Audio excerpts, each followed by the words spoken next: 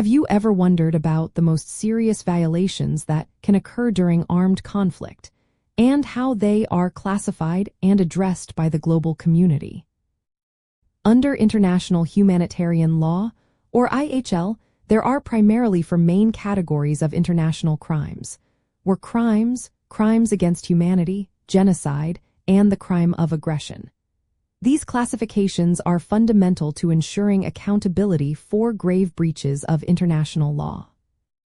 The distinction among these categories is crucial and stems from their underlying legal frameworks and the nature of the acts. War crimes are serious violations of the laws of war, typically committed by individuals against persons or property protected by the Geneva Conventions. Crimes against humanity are widespread or systematic attacks directed against any civilian population, regardless of armed conflict. Genocide involves acts committed with intent to destroy, in whole or in part, a national, ethnical, racial, or religious group. Finally, the crime of aggression refers to the planning, preparation, initiation, or execution by a person in a position of effective control over a state's political or military action, of an act of aggression which by its character, gravity, and scale, constitutes a manifest violation of the United Nations Charter. Understanding these categories helps in applying the principles of individual criminal responsibility, which means that individuals, not just states, can be held accountable for these actions.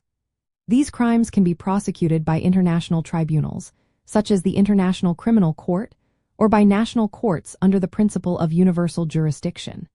This ensures that perpetrators of such heinous acts cannot escape justice simply by crossing borders.